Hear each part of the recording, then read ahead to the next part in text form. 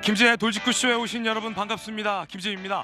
저는 오늘도 저희 돌직구쇼 오픈 스튜디오 앞에 나왔습니다. 행복한 성탄절 연휴 보내셨습니까? 이제 다시 시작합니다. 한동훈 비대위원장 지명자를 오늘 정국위를 열고 비대위원장으로 정식으로 추인을 거칠 예정입니다.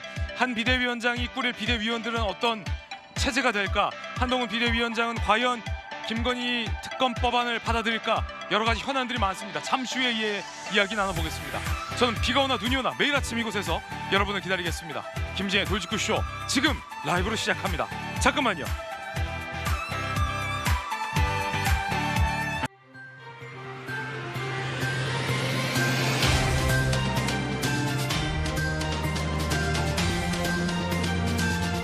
신문 읽어준 남자입니다. 한동훈 비대위원장 지명자 오늘 전국위를 열고 비대위원장직으로 정식 취임할 것 같습니다. 비대위원회 이수정 교수가 합류할 것이다. 이런 전망도 나오고 있습니다. 잠시 후에 국민의힘의 핵심 관계자 앵커의 모닝콜로 직접 생방송 도중에 전화 걸어서 한동훈 비대위원장이랑 통화를 했다고 하는데 어떤 내용 통화했는지 한 장관이 뭘 요청했는지 직접 들어보겠습니다. 오늘 조간신문 4가지 키워드 준비되어 있습니다. 함께 보시죠. 먼저 첫 번째 키워드부터 공개하겠습니다. 첫 번째 키워드는 바로 이겁니다. 시험대. 동아일보가 오늘 오면에 쓰고 있는 기사인데요. 어떤 시험대일까요? 함께 보시죠. 대통령실, 김건희 특검 협상 불가 강경한 모습이 전해지고 있습니다. 한동훈 비대위원장 지명자는 앞서 법 앞에 누구도 예외는 없다라며 총선 전에 민주당이 지금 추진하려 하는 김건희 특검법은 독소 조항이 많지만 총선 직후는 가능할 것인 것처럼 시사하기도 했었는데 과연 대통령실의 이런 강경한 반응에도 한동훈 비대위원장 지명자가 이걸 밀어붙일 수 있을지 잠시 후 이야기 나눠보겠습니다. 이어서 다음 키워드입니다. 두 번째 키워드는 이겁니다. 연장근로 한국경제신문 오면 기사입니다. 주 4일 하루 12시간 근무, 기존엔 불법, 이제는 합법이다. 주 4일하고 하루에 몰아서 근무하는 거 기존에는 안 됐는데 이제는 업장의 특성에 따라서 업종의 특성에 따라서 열어두겠다라는 겁니다. 일주 12시간 연장 근로 규정, 1일 8시간 초과 가능하다는 의미지 1일 근로 한도를 규정한 건 아니다라는 해석 내용입니다. 이어서 다음 키워드입니다. 이 세 번째 키워드는 비극, 한겨레신문 부면 기사입니다. 안타까운 일이 사고가 발생했습니다. 아랫집 불이 번지자 아빠가 어린 딸을 안고 뛰어내렸는데 딸은 다행히 살았지만 아빠는 안타깝게 사망했습니다. 새벽에 도봉구의 23층 아파트에서 불이 났습니다. 2명이 사망했습니다. 연기에 질식해 돌아가신 시민도 나왔습니다. 어린아이를 안고 뛰어내려야만 했던 절박했던 아빠의 사연 잠시 후에 전해드리겠습니다. 아이 둘을 살리려던 30대 부부가 각각 딸 1명씩을 안고 뛰어내렸는데 어머니는 불행 중 다행으로 살아계시다고 합니다. 자, 이어서 다음 키워드입니다. 네 번째 키워드는 돌직구쇼의 시사상식. 오늘의 시사상식은요. 스티키 인플레입니다. 오늘 이렇게 보도되고 있습니다. 내년 말 주요국 2% 물가 보인다는 거예요. 금리 인하는 각자 도생이 예고됐습니다. 스티키 인플레는 여기서 끈적끈적한 스티키한 고물가. 한번 올라버린 물가가 자꾸 끈적하게 위에 달라붙어 내려오지 않는 현상. 요즘 그렇죠. 왜 이렇게 질척대? 가격 변동성이 낮은 서비스 가격이 인플레를 주도해서 물가가 좀처럼 둔화되지 않는 작금의 현실이 스티키 인플레입니다. 물가가 더 이상 질척되지 않기를 바랍니다. 지금까지 신문 읽어준 남자였습니다.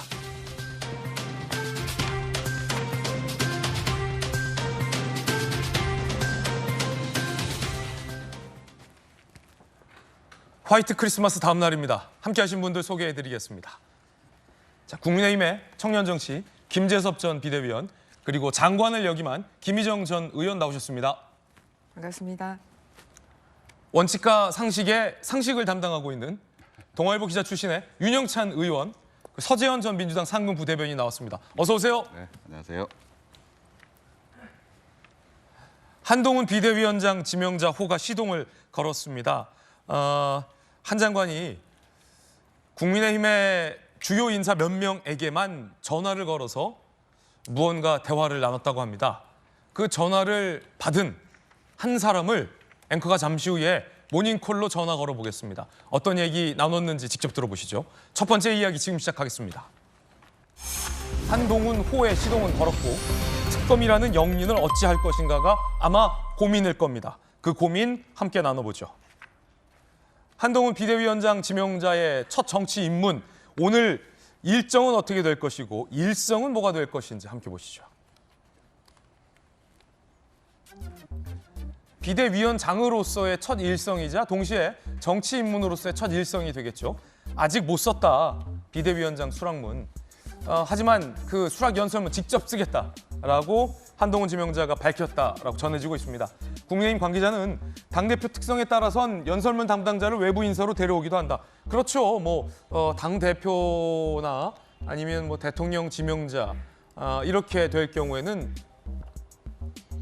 대통령 당선인의 경우에도 연설문 담당자가 꼭 있는데 한동훈 비대위원장 같은 경우는 본인이 직접 쓰겠다라고 밝혔다는 겁니다. 법무부 관계자, 평소에도 한동훈 전 장관이 중요 스피치는 혼자서 직전에 써왔다라고 밝혔습니다. 혼자 잘 쓴다라는 얘기들 나옵니다.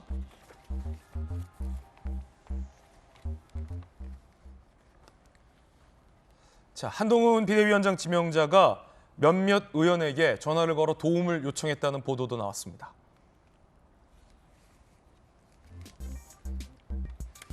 권영세 의원하고 이양수 의원, 돌직구 출신이죠. 국민의힘 원내수석 부대표도 맡고 있죠. 이 두 사람에게 전화를 걸었다. 콕 집어서 전화를 걸었다. 어떤 뜻일지 잠시 후에 좀 풀어보겠습니다. 많이 도와달라. 당연히 돕겠다. 열심히 돕겠다. 기사에 보도된 건 너무나도 당연한 얘기들만 기사에 보도가 됐습니다. 배고프면 밥 먹는다. 그런 식의 전혀 진짜 배기 내용들이 나오지 않았어요, 보도에는. 그래서 이 두 명 중에 한 사람에게 잠시 후에 앵커가 직접 전화 걸어보겠습니다. 오늘 전국위를 열고 비대위원장으로 정식으로 임명할 예정입니다. 김 장관님, 네. 앞서서 저희 돌직구쇼에서 국민의힘 내부에서 찬반론이 막 일 때 김희정 전 장관이 이거 고민하면 안 된다, 한동훈으로 가야 된다라고 강한 찬성론을 폈고 한 장관이 비대위원장으로 지명이 됐고 이제 오늘 전국위를 앞두고 있습니다. 권영세 의원 잘 아시잖아요. 네. 이양수 원내수석 부대표, 이 두 명에게 콕 집어서 한 장관이 전화를 걸었다. 이게 어떤 모습일까요? 일단은 특정 사람을 보고 한 게 아니고요. 네. 일을 같이 해보고 파트너였던 분들에게 전화를 했다라는데 굉장히 이 원칙이 있는 것 같습니다. 그래요? 네, 일단 권영세 장관 같은 경우는 같이 내각에서 일을 했던 사람입니다. 그리고 그 중에서도 선수가 가장 높고 또 수도권 출신이라는 특징이 있습니다. 용산. 네, 그렇습니다. 그래서 한동훈 비대위원장 같은 경우는 어쨌든 정치권의 문법은 안 쓰겠다고 하지만 또 잘 알아야지 그거를 또 극복도 할 수 있지 않습니까? 예. 그러니까 잘 아는 사람인 거죠. 그래서 이제 행정부 경험도 있고 여의도 경험도 있고 또 수도권에서도 한 지역구에서만 하지 않고 영등포와 용산 양쪽에서 다 국회의원을 해본 경력이 있습니다. 그리고 역시 내각에서 같이 일을 해봤고 한동훈 비대위원장의 메시지 중에 왜 수도권을 겨냥한다라는 게 있지 않습니까? 그래서 예. 그런 답을 줄 수 있는 사람이지 않은가 생각하고요. 또 하나는 원내 대표단 중에서 원내 대표는 비대위원회 당연직으로 들어가게 되어 있습니다.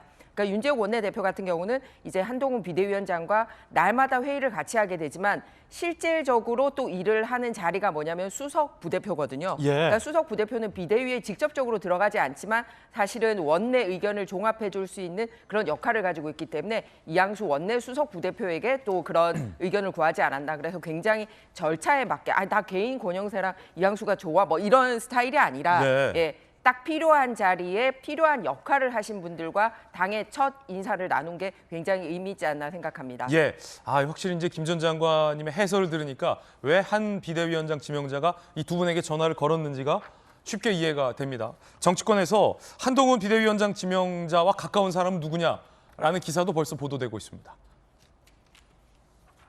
이른바 한동훈의 정치 인맥은이라는 기사인데 이것보단 더 알겠죠. 그런데 일단 보도된 사람은 몇몇 있습니다. 먼저 조정훈 국민의힘 인재영입위원이에요. 구 시대전환 대표죠. 부의학번 동기입니다.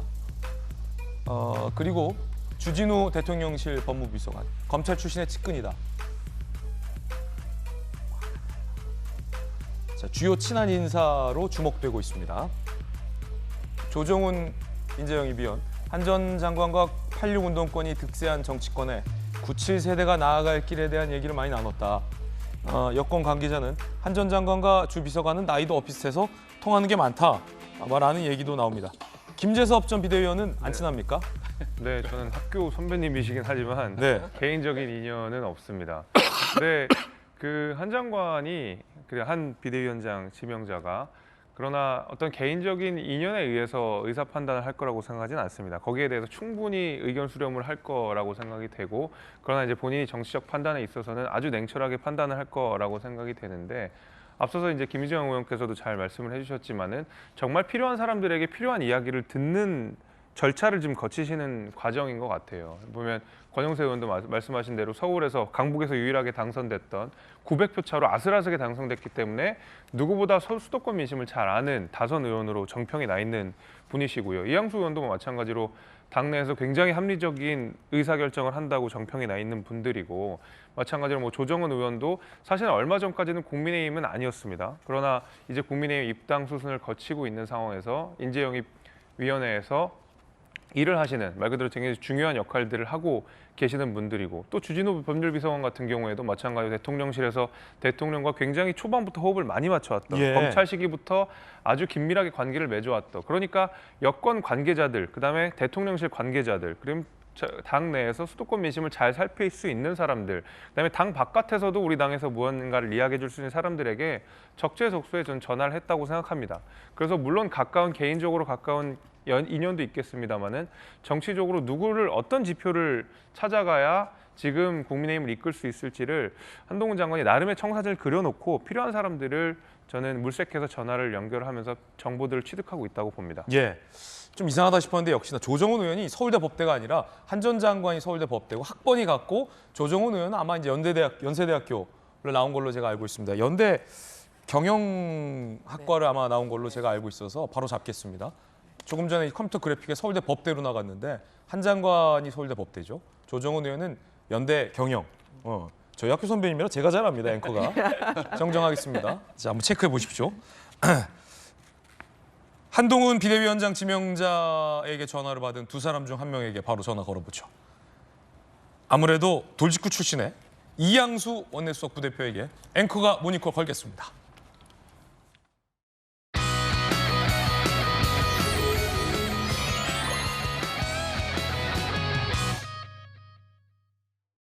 한동훈 비대위원장 지명자랑 통화하셨죠? 어떤 대화를 좀 나누셨나요? 비대위원장으로 지명되신 날 오후에 저한테 전화를 주셨는데, 원내 일에 대해서 앞으로도 잘 챙겨달라는 그런 격려와 위로 차원의 전화였던 것으로 생각합니다. 그렇군요. 한동훈 지명자가 이준석 전 대표를 극적으로 만나시리라고 예상하십니까? 제가 보기에는 그거는 아마 주변 분들이 좀 말리지 않을까 싶습니다. 이준석 대표께서 스스로 좀 이렇게 뜻을 바꿔서 당내에 남아서 당원의 한 사람으로서 최선을 다해주길 바라는데, 새로 오신 비대위원장이 이준석 대표부터 만나서 어떻게 하고 하는 것은 그렇게 적절해 보이지만은 않습니다. 김건희 특검법 총선 직후에 수용할 수 있다, 이런 언론 예측도 나오던데 대통령실에서는 반대한다라는 내용도 전해지고 있고요. 도이치모스 특검법은 과거에 한 2년여 검찰에서 무혐의로 끝난 그런 사안이기 때문에 원내 전략으로서는 처음부터 지금까지 단 한 번도 이것에 대해서 긍정적으로 생각해 본 바가 없습니다. 워낙에 터무니없기 때문에 당에서는 좀 어렵지 않나 이렇게 생각을 가지고 있습니다. 자, 이양수 의원과 함께 모닝콜 전화 통화해 봤습니다. 한동훈 비대위원장 지명자의 비대위가 7, 8, 9 중심이다, 이런 분석도 나왔는데 이게 어떤 얘기일까요? 하태경 의원, 비대위 7, 8, 9 세대, 70, 80, 90년대생 중심으로 구성해야 한다는 얘기도 나오고, 김병민 최고, 민주당 핵심이 서영교 정청래 의원 등 86세대 중심으로 고착화한 것과 대비되는 쇄신 선점 효과가 있다라며 좀 젊게 가자, 이런 얘기들이 나오고 있습니다. 자, 물론 다른 의견도 있습니다. 너무 젊게 가면 누가 조언해 주냐는 겁니다. 김근식 전 비전전략실장입니다. 젊은 세대, 여성, 약자 이런 분들이 상징적으로 들어가는 것도 필요하지만 그런 분들만 채우면 사실은 비대위가 병풍으로밖에 못해요. 한동훈 장관이 정치적으로 신인이잖아요. 그것들을 좀 보완할 수 있는 정치적 조언이 가능하고 협의가 가능하고 당내 사정이나 정치권을 잘 아는 분들도 사실은 필요하다고 봅니다. 젊게 가는 한동훈 비대위원장 체제의 비대위가 예상이 되는데 원칙과 상식에서 상식을 맡고 계신 민주당의 혁신과 쇄신을 계속 요구하고 계시잖아요. 좀 대비가 된다는 건데 이재명 대표와 뭐 정청래 최고위원 등의 지도부와 한동훈 비대위원 지명장과 뭐 젊고 여성들이 포진돼 있는 국민의힘의 비대위가 같이 이제 총선을 이끌지도 모르는데 윤영찬 의원께서는 어떻게 보십니까? 상당히 민주당의 입장에서는 좀 위협적인 요소가 될 수 있죠. 네. 분명히. 왜냐하면 일단 비전과 그다음에 보이는 이 모습 자체가 다르기 때문에 이게 대조가 될 거 아닙니까? 네. 근데 저희는 오랫동안 이제 이 지도부가 구성이 되었고 적어도 1년 반 이상을 그런 상황에서 새로운 변화 혁신을 도출해내지를 못하고 있는 상황인데 일단은 한동훈 비대위가 출범을 하면서 7, 8, 9의 형식으로 젊은 세대 중심으로 전면에 내세운다라고 하면 아무래도 저희 입장에서는 이 그림의 차이에서 보여주는 이 상당한 좀 당혹스러움이 있을 것 같고 예. 그러나 이제 문제는 이제 한동훈 비대위가 젊은 세대를 중심으로 배치를 한다고 해도 사실상 당 전체를 끌고 나가는데 그것이 또 한계로 작용할 수도 있거든요. 아까도 얘기가 나왔지만 결국은 이 내부에 있는 그동안의 중진들 또는 국힘을 이끌어왔던 분들하고 어떻게 조화하고 어떻게 소프트 랜딩을 할 것인가 이것도 굉장히 중요합니다. 예. 한마디로 이야기하면 혁신의 모습과 안정의 모습, 통합의 모습 이 두 가지를 다 두 마리 토끼를 취해야 될 텐데 과연 한 장관이 사실상 정치 신인 아닙니까? 정치 신인으로서 그런 정치력을 보여줄 수 있느냐 없느냐 그 부분이 과연 핵심이라고 저는 생각을 합니다. 그렇군요. 조금 전에 뭐 김희정 장관님, 이양수 의원과 한 장관이 통화한 내용도 네. 앵커가 이제 모니콜을 해서 들어봤는데 네. 말을 좀 아끼고 있습니다만 뭐 포인트는 세 가지였어요.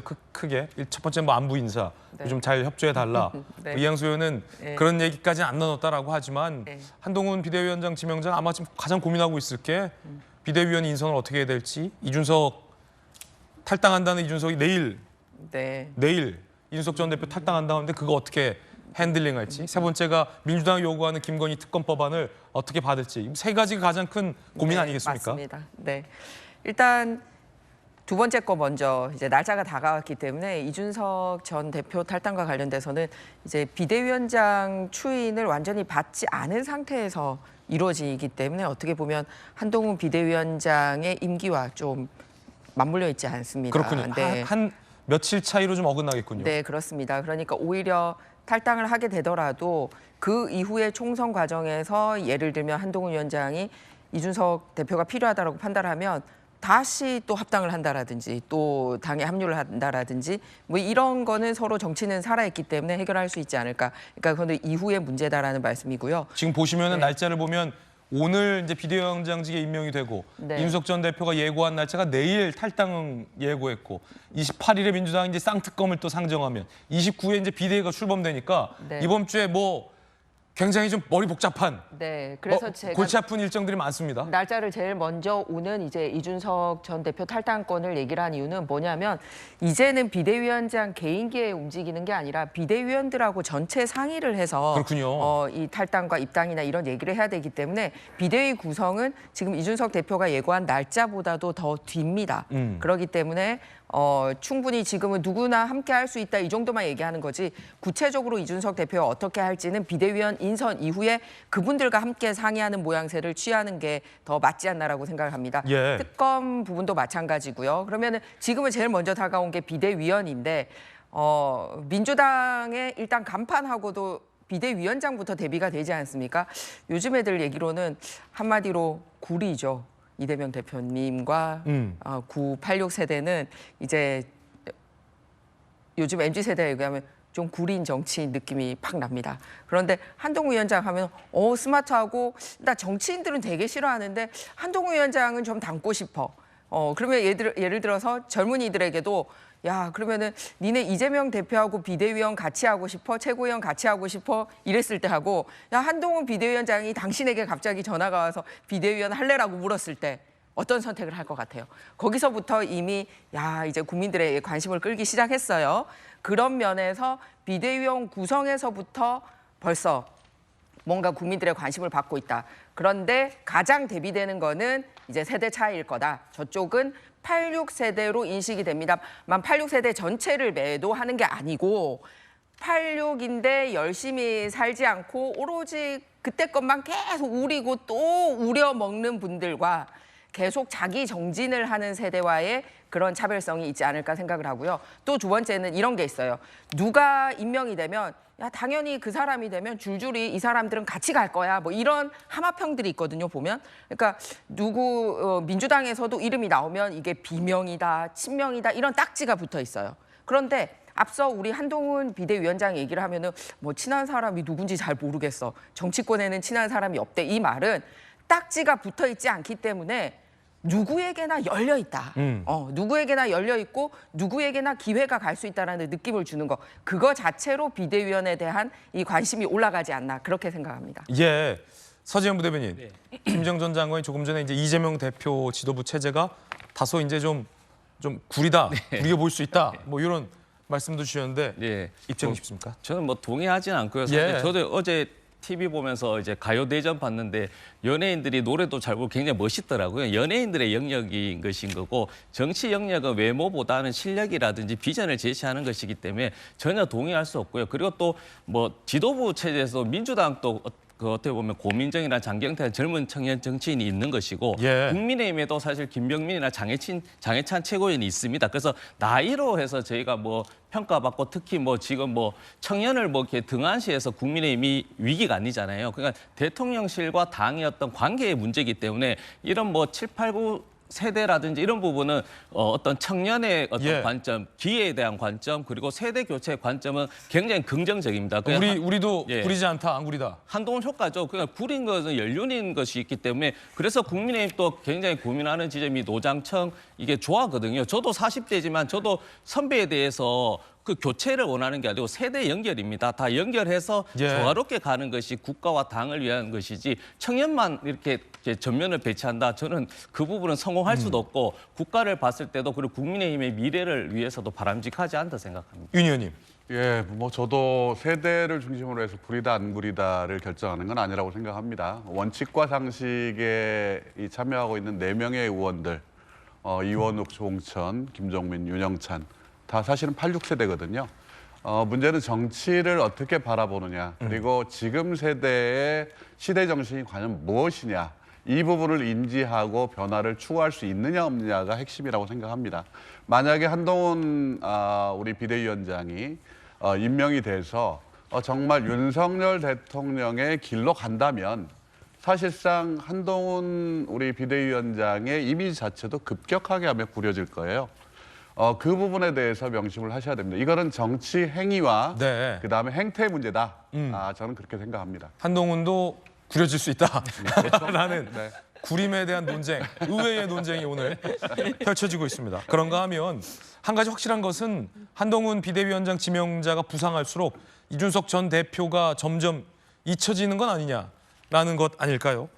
급기야 천하용인의 용이 신당 안 가겠다를 선언했습니다. 김용태의 정치를 하겠다라는 말씀 좀 드리고 싶고요. 예. 당내에서 혁신을 이어나가야 된다라는 생각이 오래전부터 강했어요. 그래서 언론을 통해서도 탈당하지 않겠다라는 것을 피력해 온 바가 있고요. 당내에서 혁신하고 쓴소리 내는 것, 그것이 제 정치라고 생각합니다. 한동훈 비대위원장 등판에 이준석 전 대표가 만들려는 신당이 힘 빠지는 건 아니냐 이런 분석도 나옵니다. 일단 천하용인 중에 용이 빠졌어요. 김용태, 경기 포천 가평 출마가 유력하다. 국민의힘 보수색이 강한 지역구인 만큼 국민의힘 후보로 공천받을 수 있는 기회를 뿌리치기 힘들었을 것이다 라는 얘기도 나옵니다. 김재섭 비대위원님, 네. 내일 이준석 전 대표는 신당 만듭니까? 일단 신당이 되기 위해서는 창당준비위원회가 발족이 돼야 되고요. 창당준비위원회에서 5개의 시도당을 만든 이후에 각 시도당에 1,000명 이상의 당원들을 가입시켜야 됩니다. 그러니까 최소한 5천 명의 당원들이 가입한 이후에 그다음에 창당 대회를 통해서 창당으로 이어지는 그 지난한 과정들이 또 있기 때문에 그 탈당과 동시에 창당은 불가능한 겁니다. 과연 얼만큼 빨리 창당을 할 수 있느냐가 관건이 될 것 같은데 이 창당 서류들, 그러니까 말하자면 당원 가입 서류들을 선관위에서 판단을 하게 됩니다. 네. 그중에서 예를 들면 허수가 있다든지 뭐 주민번호가 다르다든지 뭐 번호가 없는 번호라든지 이런 경우엔 또 반려가 되기 때문에 5천 명을 모았다고 해서 또 바로 창당이 되는 것도 아닙니다. 그래서 꽤 오랜 시간들이 필요할 것 같고요. 그 가운데서 이제 천하용인이라고 하는 4명의 브랜드 하나가 지금 분명히 깨진 건 사실입니다. 김용태 전 최고가 잔류를 시사했기 때문에 이 브랜드가 깨진 것은 맞기 때문에 나머지 이 창당하는 기간 동안, 창당준비위원회 기간 동안 이준석 전 대표가 얼마나 많은 현역들과 같이 할 것인지 내지는 어떤 사람들과 같이 할 것인지에 대한 명확한 비전들을 보여주는 그 시간 자체가 창당준비위원회에서 이루어져야 되는 시간인 것 같고요. 다만 이제 현역 같은 경우에는 대개는 공천 작업이 이루어진 이후에 그다음에 공천에서 왠지 탈락할 것 같은 느낌이 든 사람들이 이렇게 또 신당에 참여할 가능성들이 있는데 공천에서 왠지 탈락할 것 같은 느낌, 그런 느낌 드는 사람들이 있거든요. 꼭. 그런 분들이 또 뭐 어떤 신당이든 참여할 가능성이 있거든요. 왜냐하면 지역구 출마를 강력하게 시사하는데 만약에 더불어민주당이나 국민의힘이나 어디선가 출마하지 못하게 되는 경우에는 나는 출마를 하고 싶지만 국민의힘이나 더불어민주당 아니다 그러면 또 다른 제3의 길을 찾을 수가 있기 때문에 그런 경우에 또 신당 참여로 이어질 가능성, 개연성들이 높아지는데 아직까지 공천 작업을 하기에는 공천관리위원장부터 선임이 안 돼 있는 상황이고 각 당에서도 심지어 총선기획단 아직 활동이 마무리가 되지도 않은 상황입니다. 총선기획단이 마무리가 돼야 그다음 공천관리위원회로 넘어가는 상황이 되는 것이거든요. 그렇기 때문에 이준석 대표가 신당을 창당할까지 얼마나 빠른 시간에 할 수 있을지가 우리가 지켜봐야 되는 관점이지만 그 가운데 어떤 사람을 모을지 알겠습니다. 그다음에 어떤 작업을 할지는 좀 저희가 봐야 될 것 같습니다. 천하용인 중에 용이 빠지게 돼서 이제는 3사람만 남게 됐습니다. 한동훈 비대위원장 호액에 있어서의 가장 큰 과제는 김건희 특검법일 겁니다. 김건희 특검법을 완강히 거부하자니 총선을 앞두고 국민 여론이 걱정되고 김건희 특검 법안을 받자니 민주당이 총선을 앞두고 김건희 특검법을 쥐고 흔들 것이 우려가 될 겁니다. 그렇다면 총선이 끝나고 김건희 특검법을 받는 방안을 제안하자고 하면 대통령실에서는 불편한 반응을 보일 겁니다. 어딜 보더라도 답안이 없어 보이는 어려운 문제. 한동훈 비대위원장 지명자는 앞서 이렇게 얘기했죠. 들어보시죠. 민주당에서 김건희 특검법 추진하는 거 관련해서 입장이 있습니다. 법 앞에 예외는 없어야 합니다. 그 법안들은 정의당이 특검 추천하고 결정하게 돼 있죠.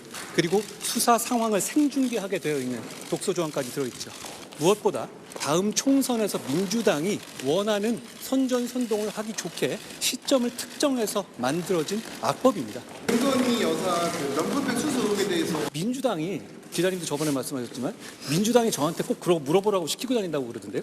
여러 군데다가 기본적으로 그 내용들을 제가 보면은 일단은 몰카 공작이라는 건 맞잖아요. 알쏭달쏭한 한동훈 비대위원장 지명자의 반응입니다. 법 앞에 예외는 없다라는 바를 전제로 깔고 지금 이 시점을 특정한 독소 조항이 있는 특검 법안은 안 된다라는 얘기입니다. 국민의힘 안팎에서는 그렇다면 한동훈 비대위원장 지명자가 독소 조항을 수정해요 총선 직후에 실시된 특검 법안은 받아들이는 것 아니냐라는 전망도 나오고 있습니다만 대통령실과 국민의힘 내부 반응이 심상치 않습니다. 이 이야기 좀 해보겠습니다. 자, 여야 의견 바로 들어보죠. 일단 윤영찬 의원님, 거부하거나 한동훈 비대위원장이 총선 직후에 실시하는 것으로 수정 제안을 하거나 두 가지 선택밖에 없을 것 같은데요. 뭐 저는 두 가지 선택 중에서 결국은 청와대 대통령실이죠. 대통령실의 입장을 받아들일 수밖에 없을 거다라고 그렇게 생각을 거부할 합니다. 것이다. 거부할 것이다. 이미 어제 지금 고위 당정에서 사전 의결을 다 해버렸죠. 결정을. 그런 상황에서 뒤늦게 들어오는 우리 한동훈 비대위원장이 이걸 뒤집어 엎기가 굉장히 어려울 겁니다. 그리고 그걸 뒤집기 위해서는 우리 윤석열 대통령과 정말 정면 충돌하는 모험을 감행을 해야 되는데 그렇게 되면 결국은 여권 전체가 이 무너지는 그런 상황에 직면하게 될 겁니다. 이런 네. 도박을 하면서까지 한동훈이 과연 보일 것이냐, 나는 이런 게 있습니다라고 밀고 갈 것이냐, 저는 정말 어려운 상황이 될 것이고요. 그것이 자칫 당의 내분으로 가면서 선거에 오히려 악영향을 주는 상황으로 가기 때문에 이 부분에 대해서 충분히 인지하고 있고 아마 한동훈 비대위원장도 준비를 하고 있지 않을까 그렇게 보고 있습니다. 예, 결국 거부할 것이다. 저는 거부할 거로 봅니다. 수정 직후 특검 법안을 받아들이는 것을 한동훈 비대위원장이 하고 싶어도 대통령실을 설득해야 할 과제가 남아있는데 그걸 안 할 것이다. 김희정 전 장관은요? 일단 저는 이 내용을 알려가는 과정에 있어서의 첫 단추를 깬 게 한동훈 비대위원장 지명자이기 때문에 여러 가지 길도 열려 있고 꼭 지금 무리한 입장에 있지 않다라는 생각입니다. 뭐냐면 사실은 그동안 그냥 김건희 특검법 뭐 그러니까 구체적인 내용도 모르고 그냥 받느냐 안 받느냐만 있는 줄 알았습니다만 한동훈 비대위원장이 이 특검법은 악법이다. 네. 라고 규정을 하고 나니까 구체적으로 악법인 내용이 뭐지? 독소 조항이 뭐지? 라고 언론도 관심을 가지기 시작했고 당내에서도 구체적으로 그 부분에 대해서 국민들에게 알려나가기 시작을 했습니다. 그러다 보니 제일 처음에는 국민들도 여사님 관련된 것도 다 해야지 이런 여론이 있다가 특검법 안에 이러이런 내용들이 과거 특검법이랑 다르고 이거는 진짜 무리가 있는 거 맞네? 한동훈 장관이 악법이라 얘기할 만하네? 라고 이슈가 된 것도 저는 한동훈의 역할이었다고 생각하거든요. 그러니까 지금은 단순하게 시기를 뒤로 하느냐 또는 거부하느냐의 선택지만 있는 게 아니라 국민들에게 얼마나 민주당이 가짜뉴스를 통해서 정치 조작을 하려고 하는지를 알릴 수 있는 오히려 좋은 카드로 활용할 수 있는 그런 역할도 남아있지 않나라고 생각을 합니다. 예를 들어서 생태탕으로 오세훈 시장 낙마시켜 보려고 했지만 바로 드러나서 이거 선거 전에 밝혀져가지고 오세훈 시장이 압승하지 않았습니까? 뭐 그런 사례라든지 직접 김건희 여사하고 관련된 건데 이상하게 다른 업소에서 일을 했다고 하고 막 이름도 다른 이름을 써서 이렇게 막 털었습니다만 사실이 아닌 걸로 밝혀지지 않았습니까? 그래서 우리는 선거 때마다 이런 거를 반복하는 걸 봐왔기 때문에 한동훈 비대위원장 같이 이렇게 팩트 베이스로 일을 했던 사람이 정면 승부, 이게 고쳐지느냐 안 고쳐지느냐, 제대로 된 법이냐 아니냐의 싸움으로 몰고 가는 게 낫지 꼭 거부하느냐 마느냐, 선거 이후에 하느냐 마느냐, 이거는 내용과 무관한 것들이거든요. 그런 싸움만 있는 게 아니다. 저는 분명히 묘수를 내놓을 거다. 이런 기대를 합니다. 그렇군요. 결국은 어떤 것들이 독소 조항이다라고 비판하겠습니다만 결과적으로는 거부하는 모양새. 지금 현재 법이라면 악법이기 때문에 안 되는 거죠. 거부, 두 분 다 한동훈 비대위원장이 거부할 것이다라는 의견을 내놨어요. 서재현. 3의 길이 있습니다. 근데 이제 한번 얘기하는데 지금 국민의힘이 정말 좀 무능한 정당일 수밖에 없는 게 지금 요즘에 한동훈 장관 채널 어록을 공부 많이 하고 있거든요. 한동훈 장관께서 사회의 모든 게 완벽하고 공정할 수는 없다. 중요한 건 국민이 볼 때 공정한 척, 공정하게 보이려고 노력하는 것이다. 그 뜻이 무엇이냐? 일단 걸리면 가야 된다. 특검에 이게 김건희 배우자가 주가 조작의 그 영상이랑 녹취록이 걸린 겁니다. 근데 지금 이양수 원내대변인께서는 2년 동안 문재인 정권의 수사에서 무혐의 종결했다고 하지만 지금도 수사 진행 중입니다. 종결해도 됩니다. 제 입장에서는 맞춰달라는 것인데 그것을 계속 안 하니까 특검으로 온 단계고요. 저는 법무부 장관이 악법이라고 규정하고 국민의힘이 이 입법기관이 이걸 위헌적이고 위법이라고 합니다. 이 판단은 누가 하죠? 사법부가 하죠. 그러면 한동훈 법무부 장관이 잘했던 거 검사수사축소법 때 헌법재판소에 물어봤잖아요. 그러면 이게 악법인지 위헌인지 헌법재판소에 여쭤볼 수도 있고 아니면 이준석 대표가 했던 가처분 신청을 해야 되잖아요. 근데 이것을 일방적으로 주장하고 국민들을 호도하면서 이걸 악법에 대한 프레임으로 하는 거는 법무부 장관과 국민의힘의 역할이 아닌 것이다. 그래서 저는 이게 특검이 통과되면 지금 또 2, 3일 동안 어떤 내용인지 모릅니다. 저도 모르기 때문에 확인하고 국민의힘과 어떤 대통령실이 반대나 찬성을 해야지 맨날 이재명 대표한테 얘기했잖아요. 우리 왜 민주당이 이렇게 이재명 대표 방탄하냐. 이것은 이재명 당대표 때 사건이 아니고 성남시장 때 일개 지자체장의 사건 똑같잖아요. 이게 대통령 배우자에 대한 수사가 아니고 결혼하기 전입니다. 2010년도. 그렇기 때문에 이것을 당과 대통령과 법무부 장관이었던 분이 보호할 필요가 없는 겁니다. 예. 법대로 하면 된다는 말씀 꼭 드리고 싶습니다. 악법이면 헌재 물어봐라 라는 서재원 서부대의 의견. 대통령실 반응은 어떨까요?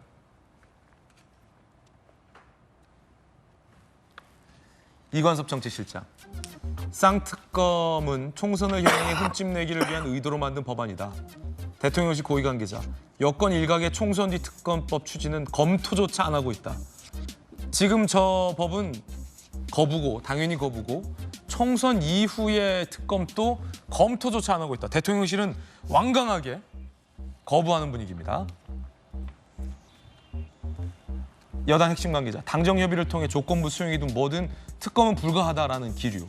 복수의 대통령실 관계자, 대통령, 당대표와 꾸준히 소통, 비대위원장도 당대표인 만큼 당의 움직임에 맞춰 일정 조율, 연초 회동도 윤 대통령과 한동훈 비대위원장 지명자가 추진할 예정입니다. 결국 대통령실 분위기는 완강히 거부하는 듯한 분위기입니다. 김재섭 비대위원님, 네. 그렇다면 한동훈 비대위원장이 의지가 있다면 저 완강히 거부하는 듯한 대통령실을 설득해야 하는 거죠. 아, 대통령이 뭐 독대할 수 있는 사이니까 독소 조항이 있지만 독소 조항을 수정해서 총선 직후에는 특검을 받아들여야 할 것 같습니다. 라는 식의 설득이 이루어져야 될 것 같은데 어떻게 보십니까? 저는 한동훈 장관에게는 이 김건희 특검법과 관련해서 두 가지의 과제가 있을 거라고 생각합니다. 하나는 말씀하신 대로 대통령실과 얼만큼 협상 내지는 설득이 이루어지느냐가 하나가 있을 것 같고요.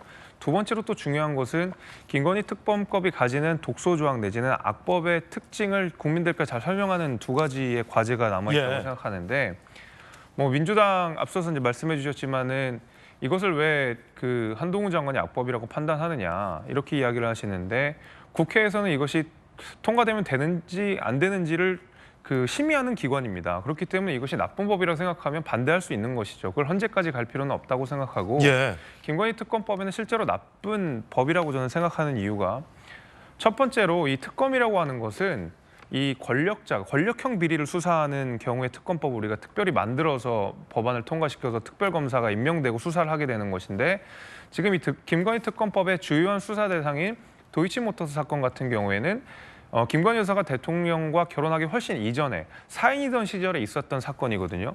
그런데 이렇게 사인이던 시절에 있었던 이슈를 가지고 특검을 만드는 사례들은 없습니다. 왜냐하면 이건 권력형 비리라고 볼 수 없는 사건이기 때문에 만약에 이 김건희 특검법이 통과됐을 때 나중에 이런 선례가 남게 될 겁니다.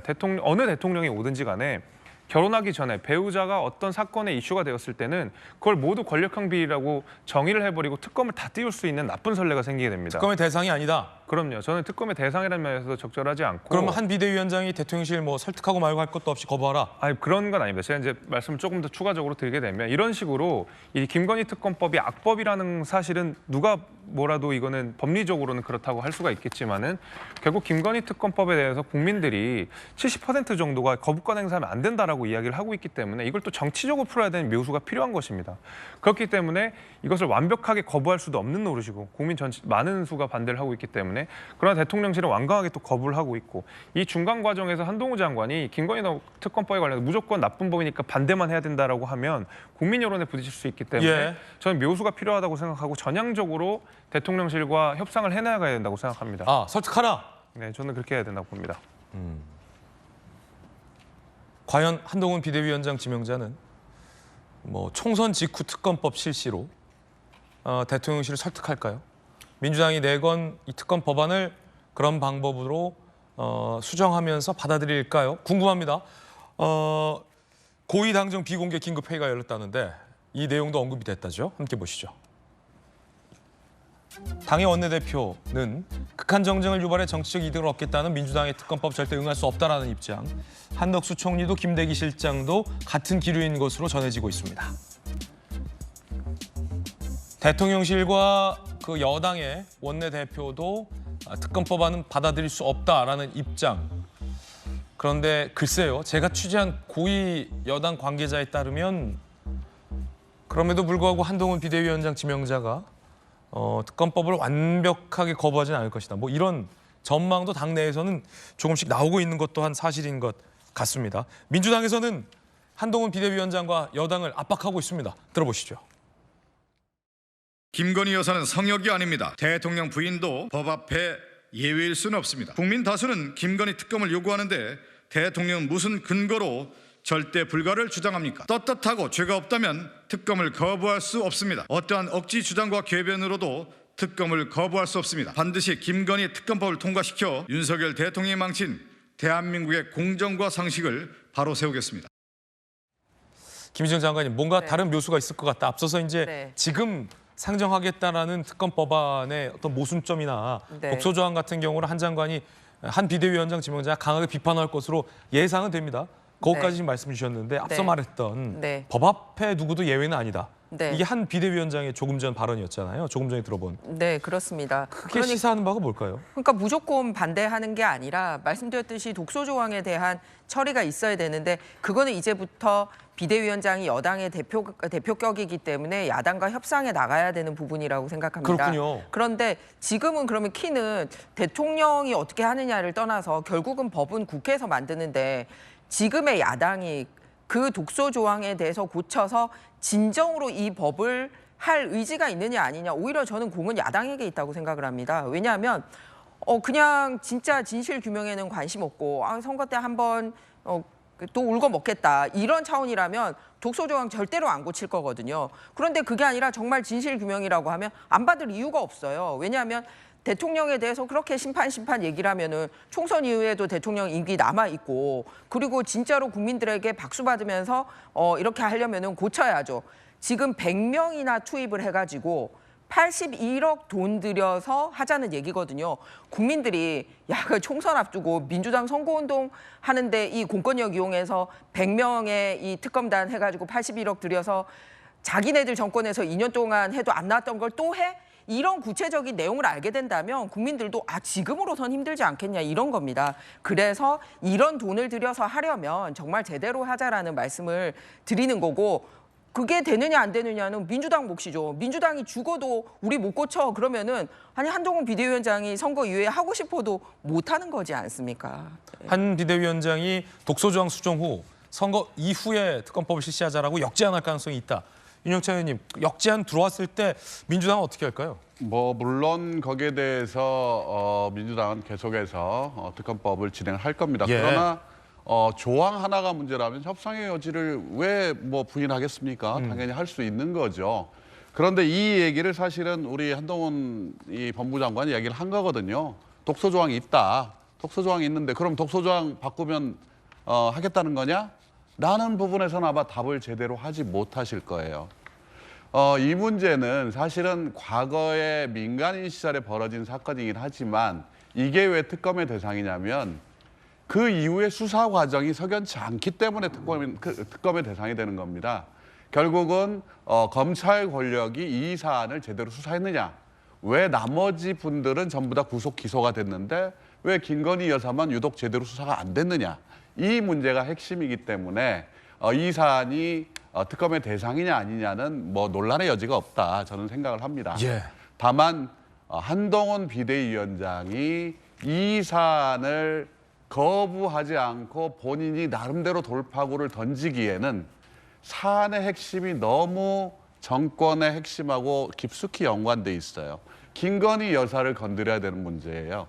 이 문제는 아마 대통령이 이 부분을 수용하고 받아들이기가 불가능하다고 저는 보는 겁니다. 그렇기 때문에 어떤 안을 내놓든 저는 거부를 위한 제안일 뿐이지 이것이 진정성을 가지고 내가 이걸 받겠다, 이 정도의 용기를 가지고 한동훈 장관이 나설 수는 없는 근본적인 한계가 있는 사안이다라고 저는 말씀드리고 싶습니다. 예, 첫 번째 이야기 나눠드렸습니다.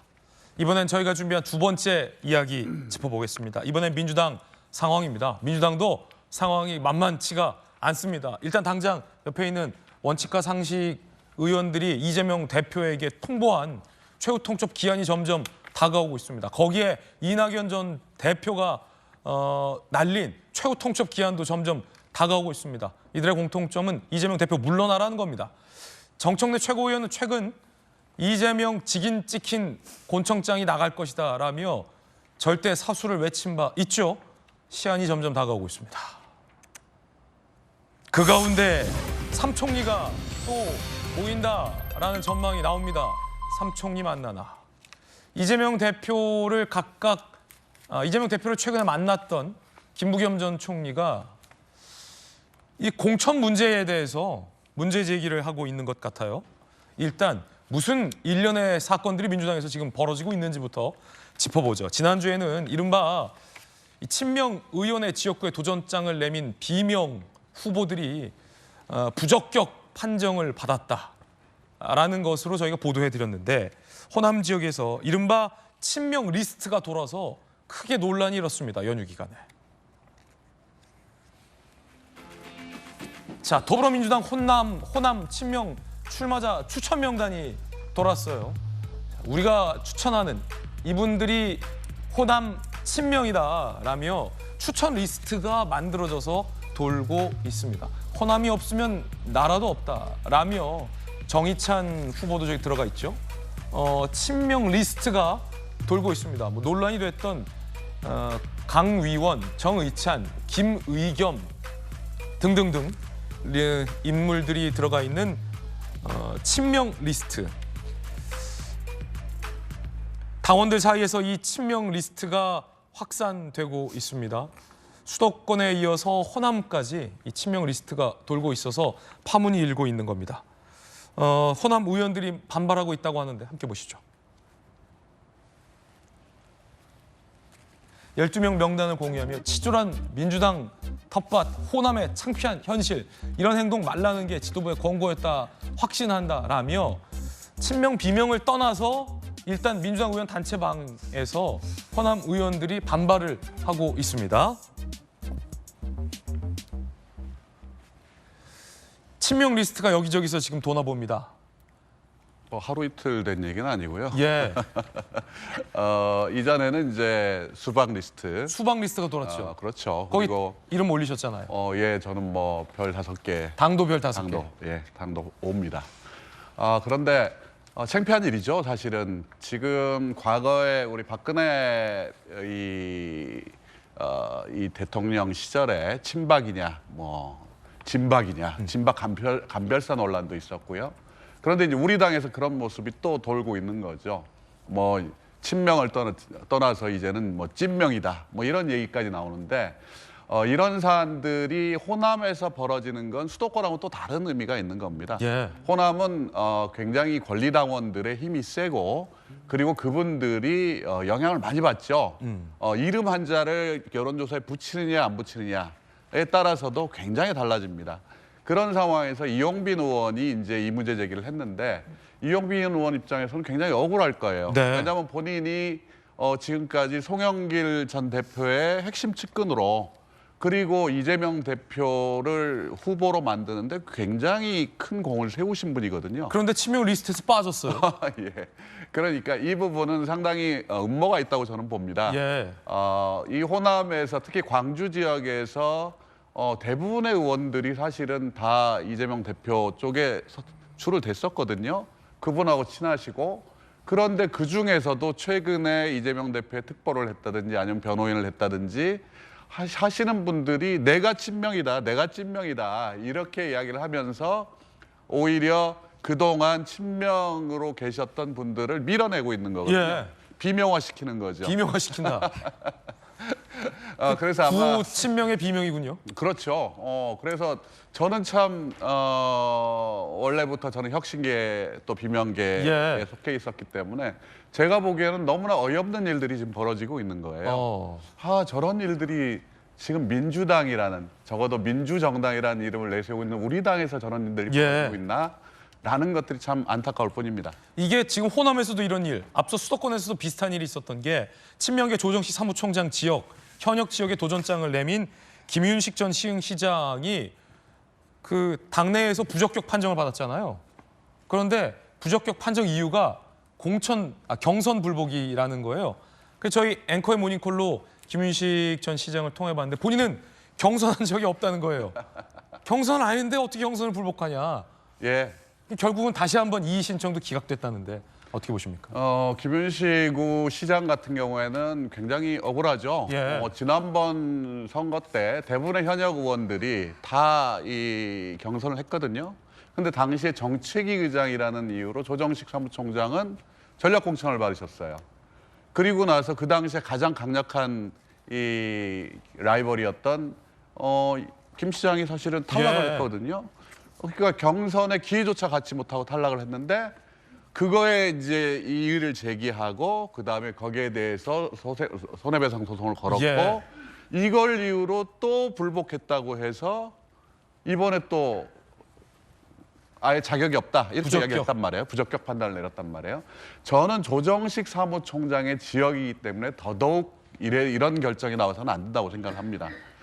조정식 총장의 입장에서는 이 김 시장을 껴안고 그리고 경선을 치러야죠. 예. 경선을 치러서 이분들이 나갈 수 있는 탈당할 수 있는 근거 자체를 없애줘야 되는데 사실은 가장 핵심적인 조정식 사무총장 지역에서 이런 문제가 발생했다는 게 저로서도 안타까워요. 그러면 핵심 친명 의원의 지역구에서 비명계와 경선조차 못 치르는 결과가 낳은 논란의 부적격 판정.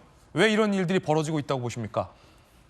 저는 어찌됐든 정말 사무총장이나 당의 지금 우리 여러 핵심 보직을 가지고 계신 분들이 선거와 그다음에 공천과 관련된 자리에서는 사실은 배제가 됐어야 된다고 생각을 합니다.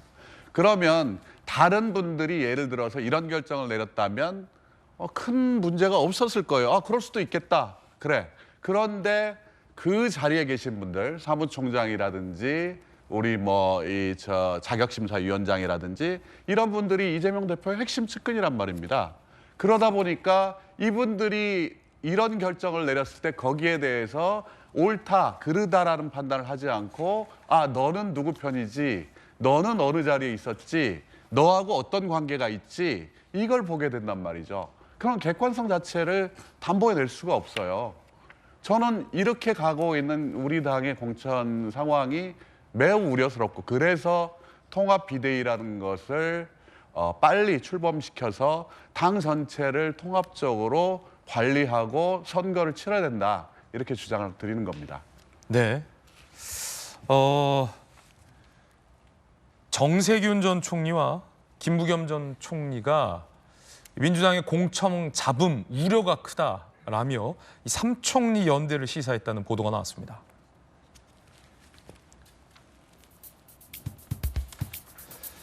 내년 총선관리 선거제 개혁 방향 관련 문제의식을 공유했다. 이낙연 전 대표와의 만남도 시사했습니다. 그리고 정세균 전 총리와 이낙연 전 총리는 오늘 조찬회동 예정입니다. 정세균, 김부겸 조찬회동에서 민주당의 공천 잡음 우려가 크다. 조금 전 이제 윤영찬 의원이 말씀하신 그 대목을 두 명의 민주당 전 총리가 공천 잡음 우려가 크다라고 우려를 표하며 이낙연 전 총리와 이 삼총리 회동까지 시사가 되고 있습니다. 자, 이 친명 리스트 그리고 수도권에서 석연치 않은 경쟁자의 탈락 그리고 두 명의 전직 총리의 공천 잡음에 대한 우려. 김정은 의원 어떻게 보십니까? 일단은 공천에 대한 정권을 모든 단계별로 이재명 당대표가 다 장악을 한 것 같아요. 예비 후보 심사에서 적격, 부적격을 판단하시는 분들도 이미 이재명 대표님 측근들로 다 되어 있고요. 그리고 인재 영입위원장도 이재명 대표가 직접 가지고 있지 않습니까? 네. 그러다 보니 여기서는 친명이라는 이 딱지 자체가 마치 공천장인 것처럼 이렇게 돼버린 것 같습니다. 저게 마치 공천장처럼 작용할 것이다. 네, 그런 저게 지도부가 만든 이미지를 리스트는 아니겠으나. 그런데 지도부가 만든 거 아닌데도 더불어민주당 공식 포스터처럼 만들어서 막 이렇게 돌리고 있지 않습니까? 보통 이렇게 되면 국민의힘 같은 경우는 얼마 전에 잘못된 정보가 이렇게 SNS에 돌아다니면 기자실 통해 가지고 대변인실에서 이거는 잘못된 거고 배포할 경우에 책임을 질 수 있습니다. 이런 거를 해서 더 이상 기사가 나가지 않도록 이렇게 막은 적이 있었거든요. 지도부의 단호한 조치. 네, 그렇습니다. 그런데 저거 나가고 나서 이거 우리 거 아니라라든지 뭐 이런 거 하는 사람들 앞으로 불이익이 있을 거라든지 이런 공식적 입장이 민주당에 전혀 없는 것 같습니다. 그러면은 이렇게 많이 회자되고 난 다음에는 이제는 그런 얘기 하더라도 이 사람들이 이제 진짜 친명이구나 이렇게 된다라는 거죠. 그래서 오죽했으면은 민주당 안에서 김정은 체제에 닮아간다라는 얘기가 현 민주당 안에 있는 분들에게 나오겠습니까? 그러니까 밖에서는 이런 얘기를 하죠. 이재명에 의한, 이재명을 위한, 이재명의 당. 뭐 이런 분이니까 공천도 친명 이꼴 공천장 이렇게 되는 거라 한쪽은 이렇게 막 혁신을 해나가고 있는데 한쪽은 이렇게 친명, 찐명, 뭐 비명 뭐 이런 식으로 아니 저희 당에서도 그거 가지고 실패한 사례가 있지 않습니까? 그런데 그 실패한 사례가 그렇게 마음에 들었나요? 왜 그렇게 따라하시는지 모르겠습니다. 자, 그런가 하면 비명의 이 신청도 최종 기각됐다고 합니다. 결국 경선조차 가질 기회가 없어진 겁니다. 김윤식 전 시흥시장, 최성전 고양시장, 이창우 전 동작구청장 모두 다 기각 처리가 됐습니다. 부적격에 이어 기각 통보가 된 거죠. 자, 그러자 반발하고 있습니다. 최성전 시장, 이재명의 민주당, 김정은의 수령체제를 빠르게 닮아갔다라고 비판하고 있고요. 이창우 전 동작구청장, 출전 기회조차 얻지 못했다라고 반발하고 있습니다. 검사 출신의 김광삼 변호사님께서 좀 시시비비를 가려주시죠. 뭐 최성전 시장이나 이창우 전 동작구청장, 김윤식 전 시장 같은 경우도 부적격 판단을 받은 사유가 이상하다라고 문제 제기를 하고 있어요. 그리고 뭐 당의 일정에 비협조했다거나 하지도 않은 경선에 불복했다거나 뭐 이런 등의 이유인데 이 신청을 했는데도 또 기각이 됐어요. 이를 보던 3총리 중 2총리는 저 경선을 시켜줘야지라고 이낙연 전 대표와 같은 수준의 지금 문제 제기를 하고 있고요. 검사 출신께서 보시기엔 어떻습니까? 근데 이제 부적격 판정을 받은 사람 특징이요. 단체장 한 사람들이에요. 그러니까 시장, 구청장 한 사람들이거든요. 일단 첫 번째 공통점. 네, 첫 번째 공통점인데 거기에서 현역 의원이 친명이에요. 두 번째 공통점. 네, 두 번째 공통점이고 이 사람들 전과가 없어요. 뭐 최성 전 시장 같은 경우는 6년 전에 당과 협의를 안 했다 시장하면서 6년 전입니다. 6년 전. 근데 다시 민주당도 제가 알기로는 민주당 탈당해도요 5년 전까지만 반영을 한단 말이에요. 그런데 그냥 최성 전 시장은 나는 협의해서 뭐 응하지 않는 적이 없다 이렇게 얘기하고 있거든요. 그러면 거기에 대한 반발 기회를 줘야 할 거 아닙니까? 그런데 이 자치단체장 특징은요 조직력이 굉장히 좋고 인지도가 높습니다. 그래서 친명 현역 의원과 대결을 하면 친명 현역 의원이 경선에서 떨어질 가능성도 상당히 많아요. 그러니까 친명 의원이 떨어지는 걸 방지하기 위해서 이미 컷오프를 해버리는 거예요. 그러면 이건 전략공천에 똑같이 되는 겁니다. 왜냐하면 경쟁 상대가 없어져 버리는 거기 때문에 이제 이런 특징이 있다고 볼 수가 있어요. 그래서 그런데 민주당 지도부는 이런 얘기하지 않습니까? 우리도 친명 후보자 떨어졌다 이런 얘기였는데 그 대표적인 게 이경 뭐 부대변인 아닙니까? 이 사람은 전과 있는 사람이에요. 전과 있기 때문에 떨어진 건데 마치 아무런 결점이 없는 사람을 떨어진 것과 비교를 해서 친명도 떨어지고 있다. 이런 어떻게 보면 논리를 펴고 있는데 이건 사실은 맞지 않는다고 보고요. 친명 중에 탈락한 사람은 탈락할 만한 사람이 탈락했다. 그렇죠. 당연히 기준에서 탈락할 사람은 탈락한 거예요. 그러면 제가 볼 때는 지금 이제 삼총이 나서서 공천에서 이제 공정성 이런 얘기를 하고 있잖아요. 이렇게 가면 잘못하면 굉장히 역풍을 맞을 거다 이 얘기를 하고 있어요. 그렇지만 현재 민주당 지도부는 이제 꿈쩍 않고 있잖아요. 이재명 대표는 자신이 배지 지켜야 하는 거예요. 그리고 민주당 내에 호위무사를 양성을 해놓지 않으면 내년 총선 이후에 문제가 생기는 거죠. 그러면 지금 어떤 이재명 대표가 버티기다 뭐 그런 얘기 많이 나오는데 딱 그 집안에 딱 가만히 있으면서 민주당이 망하든 말든 나는 일단 배지 달고 당대표를 가지고 가야 한다. 왜? 그것이 내가 사법 리스크로서 살 길이다. 그런 생각을 하고 있지 않는 그런 의구심이 들어요. 경쟁력이 있는 비명 후보들과 경선을 친명히 하게 되면 생존 가능성이 낮아지기 때문에 사전에 떨어뜨리는 것이다 라는 김광삼 변호사님의 의견입니다. 서부대. 예, 이게 저는 이제 좀 웃음이 조금 나오긴 한데 저도 이제 그 안에 있잖아요. 계속 있으면 저는 친명 비명의 어떤 싸움이 아니고 이게 예비후보 검증위원회가 예전에 어떻게 보면 형식적인 거나 어떤 좀 러프하게 했던 것을 너무 이제 문턱을 높인 겁니다. 저도 개인적으로 도전의 문턱을 낮춰야 돼요. 왜냐하면 이게 그 시청자 여러분도 헷갈릴 수 있는데 이게 공천, 즉 이제 국회의원이 될 수 있는 기회를 얻는 것이 아니고 지금 왜 그 주변에 가면 왜 건물에 후보자 예비 후보 보이잖아요. 예비 후보입니다. 그냥 사전 등록 운동할 수 있는 권리입니다. 저는 이 부분은 좀 낮춰서 운영하고 공천관리위원회에서 저렇게 심의를 좀 높여서 하면 되는 것인데 지금 친명 비명으로 하는 상황은 뭐 아시겠지만 우리 이재명 대표 같은 경우는 친명이라고 하면 뭐 7인에 했었잖아요. 근데 김남국 의원 또 이제 또 사퇴했고 그러면 6인에 뭐 5인에 5명밖에 없는 겁니다. 그럼 모든 상황에서 168명 중에 친명의 관점으로면 165개가 다 비명계라는 입장인 것이죠. 그래서 저는 친명계, 뭐 비명계가 아니고 이 예비후보 검증을 너무 높여놨다. 저도 그렇지만 뭐 더민주전국혁신위원회에 정말 친명이라 하잖아요. 그런 김성진 단장이라고 있는데 이분 또 변호사인데 재산이 너무 없다. 이 변호사인데 그래서 지금 보류가 되는 상황이 있어요. 그래서 이 부분을 친명, 비명, 특히 이재명 대표가 저에게 검증에 한 번도 언급할 수가 없습니다. 이제 사당화면 가능합니다. 예를 들어 국민의힘 같은 경우는 가능합니다. 그러나 우리는 예비후보자 검증위원회가 있기 때문에 거기서 하기 때문에 이거는 이재명 대표의 문제가 아니고 예비후보 검증위원회의 어떤 자체에 대한 검증 기준인데 너무 높은데 저는 개인적으로 이걸 좀 낮출 필요는 있다. 왜냐하면 문제가 있어요. 알겠습니다. 예, 알겠습니다. 이재명 대표의 문제가 아니라 의도적인 비명 탈락은 아니다. 그렇죠. 예. 라는 주장이십니다. 여러분은 어떻게 생각하십니까?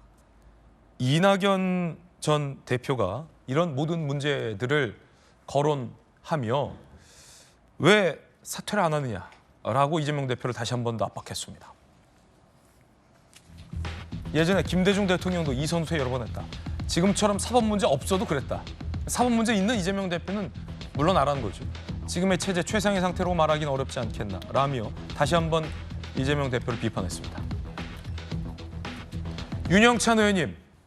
예. 이재명 대표직에 사퇴하라 요구하면서 최후 통첩을 예고했습니다. 연말 이낙연 전 대표도 이재명 대표의 대표직 사퇴를 요구하며 최후 통첩을 날렸죠. 그것도 얼마 안 남았습니다. 이번 주가 아마 슈퍼위크 민주당에서도 중대한 시점, 최후 통첩과 관련된 시점이 다가왔는데 정청래 최고 같은 경우에는 뭐 이재명 직인 찍힌 권총장 나간다라고 얘기했어요. 이 대표 사퇴 안 할 걸로 보이는데 어떻게 보십니까? 네, 뭐 지금까지의 상황으로 보면 이 대표 사퇴가 쉽지는 않죠. 지금 안 할 것 같아요. 제가 보기에도. 근데 사퇴의 방점이 찍혀 있는 게 아닙니다. 저희들이 계속 주장해왔던 원칙과 상식이 주장했던 것은 통합 비대위를 구성하자는 겁니다. 그러니까 당 대표가 사퇴하고 어디로 가라, 은퇴해라 뭐 이런 얘기가 아니라는 거죠. 잠깐 선거 때 우리가 최상의 몸 컨디션을 유지하기 위해서는 선거 때 잠깐 옆자리에 계셔도 됩니다. 그러니 이 자리를 조금만 비켜달라. 그래서 모든 사람들이 함께 참여할 수 있는 공간을 만들어내고 그 공간이 가지는 득표력을 극대화시켜서 이번 선거에서 한번 크게 이겨보자라는 호소에 가까운 겁니다. 그런데 이거를 자꾸 사퇴 쪽에 무게중심을 맞추다 보면 권력 싸움이 돼버려요. 너 내려와, 내가 갈게. 이 문제가 아니거든요. 저희들이 공천관리위원회라든지 이 공관위에 대해서 언급을 하지 않는 이유가 있습니다. 공관위 문제로 가버리면 공천 때문에 결국은 이 싸움을 하는구나가 돼버려요. 그런데 저희가 걱정하는 건 지금 국힘에서는 한동훈 체제가 들어서면서 엄청난 혁신의 기운을 가지고 지금 가고 있는 거죠. 그런데 저희는 지금 아무런 변화가 없는 무풍지대입니다. 이렇게 해서 과연 선거 치를 수 있을까요? 그렇기 때문에 우리도 변화해보자, 혁신해보자. 우리 한번 다 같이 뭉쳐보자, 통합해보자. 라는 이 취지에 주목을 해주셨으면 좋겠다라는 말씀 드립니다. 이낙연 전 대표도 원칙과 상식과 비슷한 요구를 하고 있는데 이재명 대표 측은 움직임을 보이지 않고 있습니다. 만약에 지금 이제 연말이기 때문에 연말까지 이재명 대표가 사퇴하지 않고 말씀하신 통합 비대위로의 전환도 거부한다면 어떻게 하시겠습니까? 저희도 선택의 여지가 굉장히 좁혀지겠죠. 물론 최종적으로 의원 개개인의 실존적인 결단이 필요한 사안이긴 합니다만 지금의 상황으로 봤을 때는 의원들도 이제는 막다른 길로 내몰리고 있는 상황이 아닌가. 그렇다면 과연 의원들 한 명 한 명이 어떤 결정을 할 것인가. 그거에 대한 합의가 저는 이제 멀지 않았다라고 생각을 합니다. 당내에서는 이 강성 지지자들 중심으로 당신들이 당을 나가라 이런 요구가 거세지 않습니까? 예, 그런 얘기는 뭐 많이 들었죠. 근데 이낙연 대표 같은 경우도 막상 신당을 창당하겠다고 하니까 뭐 배신자다, 사꾸라다 이런 얘기들을 하시는데 사꾸라. 예, 이런 이낙연 대표가 그런 결단을 하기에 되기까지의 과정, 왜 거기까지 생각을 했을까라는 부분에 대한 이유에 집중을 하셔야 된다고 저는 봅니다. 그렇지 않으면 문제 풀리지 않아요. 그리고 지금은 당을 위한 모든 마음과 헌신 그리고 통합을 통해서 우리 당이 내년 총선에서 승리해야 한다는 것, 이거에 좀 집중했으면 좋겠다. 다른 것이 아니라 시간이 별로 없습니다. 시간이 많지 않다. 최후 통첩이 점점 다가오고 있습니다. 이번엔 저희가 준비한 다음 이야기입니다. 세 번째 주제 공개하겠습니다. 송영길의 버티기, 조국의 길찾기. 조 전 장관 2심 선고도 이제 얼마 남지 않았습니다. 송영길의 버티기와 조국의 길찾기. 먼저 송영길부터. 송영길 전 대표가 구속됐는데도 검찰 소환 조사에 불응하고 있습니다. 지난 18일 구속 후 진술 거부권 행사 등을 이유로 3차례 연속 소환에 불응했습니다. 검찰은 오늘 조사도 불응 시 강제 구인 방안을 검토할 방침입니다. 오늘 조사도 불응을 했군요. 자, 그럼 강제 구인 방안 검토 중인데, 자, 구속 시한이라는 게 있지 않습니까? 검사 출신의 김광삼 변호사님. 네, 지난 18일 구속이 됐죠. 그럼 검찰에서 그러니까 데리고 있을 수 있는 시간이 이제 10일이거든요. 한 번 연장하면 이제 20일이에요. 그러면 1월 6일 날 구속이 만기가 되고요. 그 이전에 이제 검찰이 기소할 수밖에 없어요. 그런데 송영길 대표는 좀 이해할 수 없는 분이에요. 왜냐하면 검찰에 2번이나 가가지고 조사해달라고 그랬잖아요. 소환도 왔는데 조사해달라고 했다가 또 검찰이 막상 소환하니까 또 진술거부권 행사하지 않습니까? 본인은 사안이 중대하지 않다고 그랬어요. 그거 나는 구속되지 않을 것이라고 호언장담했어요. 근데 결국 판사가 뭐라고 했어요? 사안이 중대하다 이렇게 얘기했잖아요. 그리고 증거인멸 우려가 있다 해서 구속되지 않습니까? 그래도 검찰이 부르니까 이제 또 나오지 않아요. 저는 안 나올지 뭐 이미 알고 있었죠. 진술거부까지 이미 행사했는데 나오겠습니까?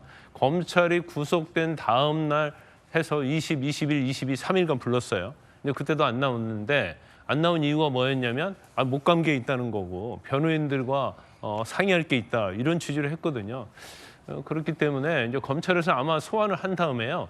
대지조사를 하든지 전에 질승거부권 행사했잖아요.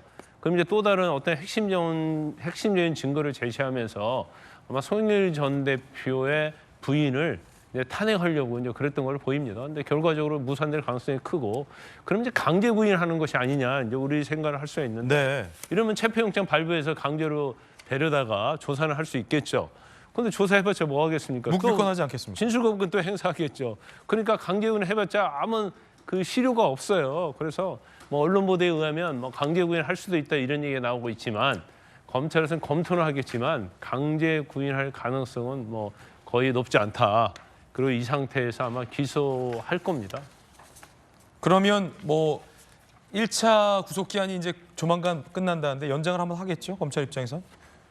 무조건 연장할 거예요. 왜냐하면 예. 이 사안이 굉장히 중대하잖아요. 그래서 보강 수사를 할 수밖에 없는 거고, 이제 송영길 전 대표가 진술거부권을 행사했기 때문에 오히려 뭐 이정근 전 사무부총장이랄지 여러 사람을 부른다랄지 아니면 이전에 이제 압수수색한 그 증거를 다시 한번 검토해서 일단은 뭐 기소가 되면 유죄 판결 받아야 하지 않겠습니까? 검찰의 입장에서는. 그래서 아마 뭐 그 기간 동안 최선을 다할 걸로 보입니다. 예. 송영길 전 대표를 응원하는 응원단 중에 의외의 인물이 주목받고 있습니다. 민주당은 얼마 전에 탈당한 김남국 의원이 구치소 앞에서 목소리를 높이고 있습니다. 들어보시죠.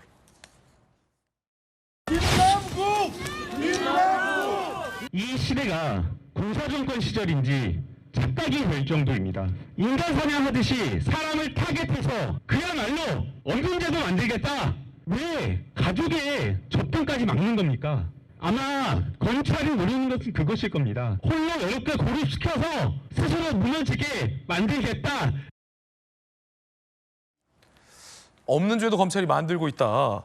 군사 정권 시절인지 착각될 정도다라며 목소리를 높이고 있는데 의외의 인물이라는 평가가 나오는데 일단은 김희정 장관님, 네. 탈당한 김남국 의원이 왜 저기에 있는 겁니까? 요즘 왜 코인 안 하시고 시간이 좀 남으시는가 봐요. 예. 네, 의정 활동 중에 심지어는 인사청문회 하다가도 코인 하면서 이모 교수를 이모라고까지 얘기하면서 이 본분을 망각하신 분인데 비판의 저희가 수위가 더- 굉장히 셉니다. 인간 사냥하듯 수사를 한다. 아, 그러니까 말이에요. 그러니까 이런 거죠. 본인도 약간 그런 식으로 당했다라고 이제 주장을 하고 싶은 것 같아요. 코인이요? 그러니까요. 지금 많은 국민들은 지금 김남국 하면은 나쁜 이미지 가지고 있잖아요. 그러니까 이렇게 명명백백했는데 다른 사건에 참전함으로써 본인도 마치 뭔가 억울한 게 있는 듯한 이런 이미지를 만들어 보려고 하는 거지. 진짜로 송영길 전 대표 위해서 저기서 저러고 있겠습니까? 자기 정치하는 거지. 그런데 번지수를 찾아도 한참 잘못 찾은 것 같다라는 느낌이 듭니다. 특히 송영길 대표님 같은 경우는 지금은 본인이 원래 가졌던 과거의 그 정말 운동권으로서의 그 기치를 살리고 싶다면 지금이라도 반성하고 그리고 내가 이러이러한 사람들한테 줬다. 그리고 나를 통해서 우리 정치권에 다시는 이런 일이 없었으면 좋겠고 우리 민주당뿐만 아니라 앞으로 어떤 당에서도 이런 게 없었으면 좋겠다 그러면은 굉장히 잘못한 사람이지만 본인의 잘못을 통해서 또 정치권을 한 단계 업그레이드 시키는데 결국은 기여를 하는구나. 그렇게 돼야 되는데 그 마지막 기회까지도 세상에 부인까지 동원해서 저렇게 하는 거 별로 좋아 보이지 않습니다. 예. 그러고 보니 돈 봉투를 받았다는 의원 리스트에 김남국 의원도 들어가 있군요. 네. 왜 김남국 의원이 저기 나오는 거예요? 그 저는 이제 여러 가지로 저도 이해를 못해서 생각해봤는데 이제 몇 가지가 있어요. 첫째는 이제 동병상련이고 둘 다 소속이 같죠. 무소속. 그러니까 무소속이라는 소속이 같다. 같이 무소속으로 같아요. 민주당 탈당해갖고. 그다음에 두 번째는 이제 강성 지지층 말고는 기댈 곳이 하나도 없어요. 그러니까 본인 입장에서는 강성 지지층이 기댈 수밖에 없고. 그다음에 이제 또 하나 중요한 것 중에 하나가 송영길 대표의 입에 의해서 본인이 기소될 수도 있고 안 될 수도 있어요. 송영길 대표 조사하고 나중에 뭐 재판 받을 때 김남국에게 돈 줬어 안 줬어? 그럼 송영길 대표가 돈 줬다고 하면 바로 김남국 의원은 기소돼갖고 재판받아야 돼요. 김남국 의원의 운명이 송영길 전 대표 입에 달렸다. 그렇죠. 그렇군요. 그러니까 저 앞에 가서 다른 사람 다 돈 줬다고 해도 나한테는 좀 이 얘기하지 마라.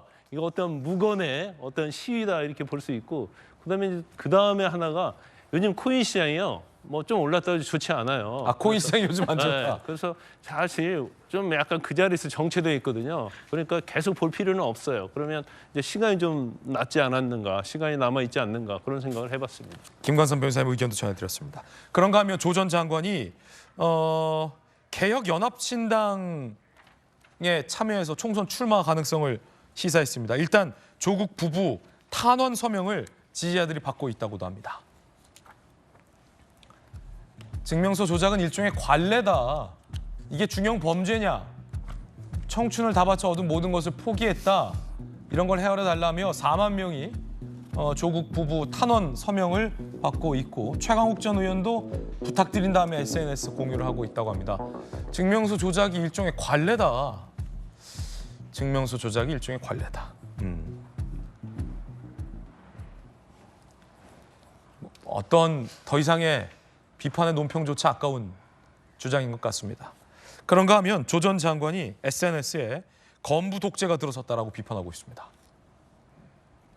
조국, 당정청이 모두 검찰 출신에 의해서 장악됐다. 건부 독재가 들어섰다. 한동훈도 노태우다라고 비판을 했습니다. 그러면서 이번 총선에 개혁연합신당으로 참여 가능성을 시사했습니다. 들어보시죠. 개혁연합신당에 어떤 방법으로든 혹시 함께 하실 수 있는 방법이 있을지. 일단 제가 지금 재판을 받고 있고 선고를 앞둔 상황이라서 그렇지만 그와 관계없이 제가 해야 될 일은 해야 되겠다는 생각을 하고 있습니다. 윤석열 정권의 무도함과 무능함을 더 이상 지켜볼 수는 없다 이런 생각은 사실 하고 있고요. 어떻게 이거를 하는 게 맞느냐 고민이 많고 또 공부하고 듣고 배우고 있습니다. 용해인 의원이 주도하고 있는 개혁연합신당에 조 전 장관이 참여한다. 민주당 내부에서는 전선이 좀 불분명하다라는 비판도 나옵니다. 1심 유죄, 조 전 장관의 행보, 여권과의 전선을 불분명하게 만든다라며 우려를 표현했습니다. 쉽게 말해서 우리 편인지 아닌지가 유권자들 입장에서는 좀 불분명하다라는 거죠. 결국은 지금의 선거 제도가 그대로 유지된다면 민주당에게 공이 넘어갔다라는 분석이 많은데요. 조국 전 장관이 참여한다라는 저런 류의 신당이 많이 나오게 될 가능성이 큽니다. 전선이 불분명하다. 원칙과 상식의 이 상식을 맡고 계신 관점에서 볼 때 어떻습니까?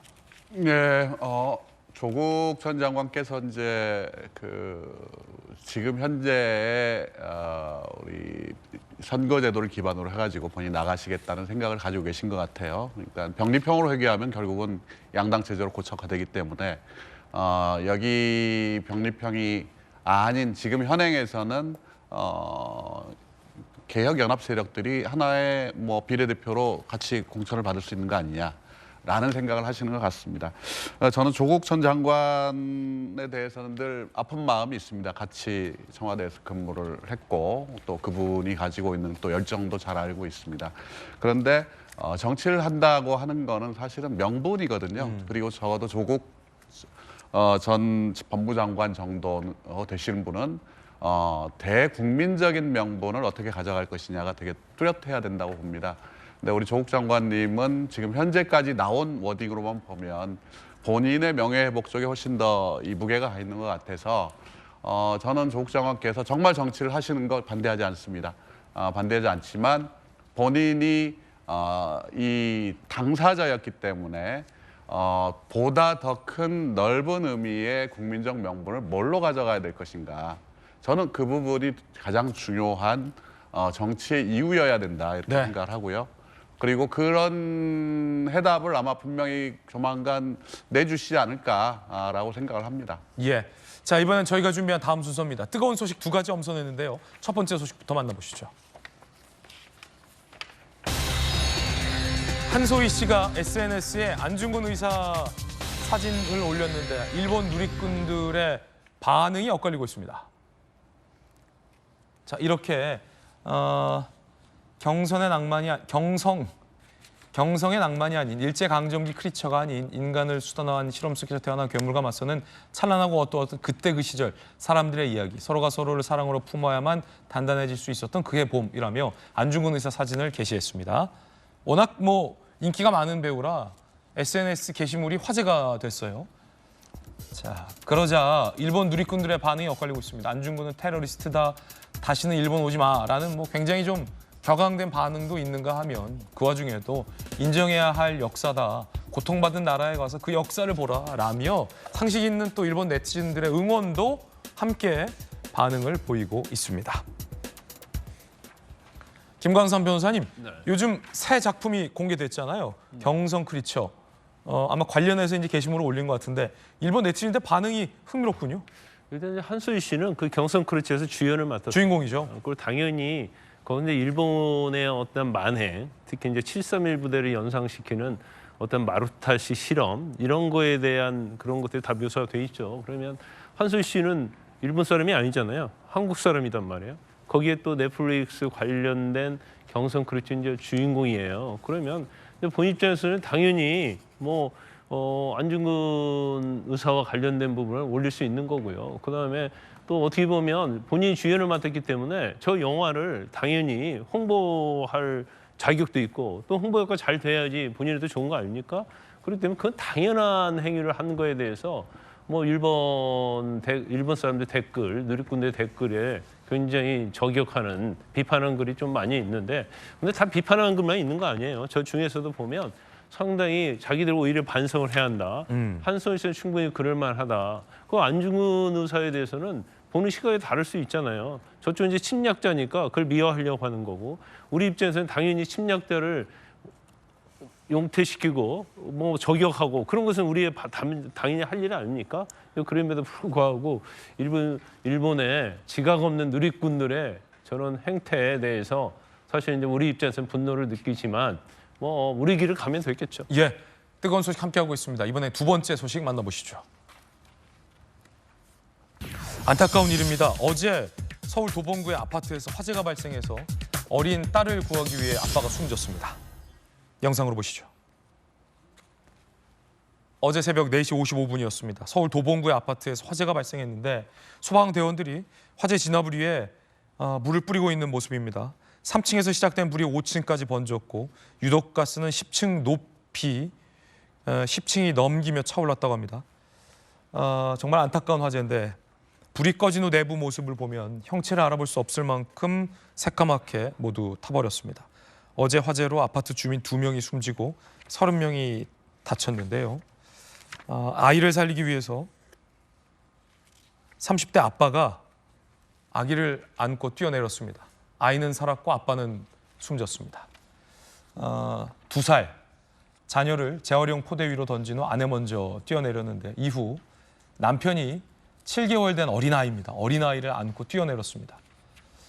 뛰어내리면서 아이를 지키기 위해서 아빠가 머리와 등 쪽으로 떨어졌는데 머리를 크게 다쳤고 결국 사망을 했습니다. 엄마도 중상을 입었지만 두 아이의 생명에는 지장이 없다고 합니다. 아파트 경비원의 이야기 들어보시죠. 저 멀리서 불이 아주 소리가 나더라고. 그러니까 4층에서 젊은 사람이 아기를 안고서는 이거 좀 받아다, 애 좀 받아달라고 막 그러는 거야. 재활용구 종이더미 있어요. 네네. 종이 받는 자루더미. 그걸 2개 뭐가 옆에 꼭 하고 둔탁한 소리가 나. 그래서 이렇게 탁 보니까 이 애 아빠가 가슴에다가 안고서 떨어졌어. 그 옆으로 떨어져가지고. 이제 아빠가 어린 아이를 안고 뛰어내릴 수밖에 없었던 굉장히 다급했던 상황인데 안타깝군요. 아버지가 돌아가셨어요. 네, 그냥 마음이 좀 짠하네요. 최근에는 이제 친모 친부가 아동 학대에서 이렇게 좀 안타까운 뉴스들이 많았는데 어제 같은 경우는 죄송합니다. 네. 이 뉴스 접할 때마다 안타까운 희생이고요. 저희 이제 제도권에서 할 수 있는 일은 이제 오래된 아파트지만 이제 스프링쿨러는 16층 이상만 되고 화재 경보는 화재가 난층의 아래 위층만 가도록 되어 있는데 이런 안타까운 사고가 없게 하려면 그런 것부터 챙겨봐야 되지 않나라고 생각합니다. 또 엄마 마음으로서 또 그 아이를 안고 뛰어내린 희생한 아버지의 마음이 와 닿으셨던 것 같군요. 이 뉴스를 보는 아마 많은 국민들이 동일한 안타까움을 느끼지 않을까 싶습니다. 그 아이 아버지가 좋은 곳에 가 계시길 기도하겠습니다. 저희들은 60초 광고 보고 돌아와서 김진의 더라방으로 이어가겠습니다. 화요일 아침 저희들이 준비한 소식 모두 다 전해드렸습니다. 지금부터는 김진의 돌직구쇼 유튜브 계정에서만 시청하실 수 있는 김진의 더 라방 시작됩니다. 오늘 본방에서 못다한 이야기 라방에서 시작됩니다. 많은 관심 부탁드리겠습니다. 오늘 하루는 분명 어제보다 나을 겁니다. 좋은 하루 되십시오. 고맙습니다.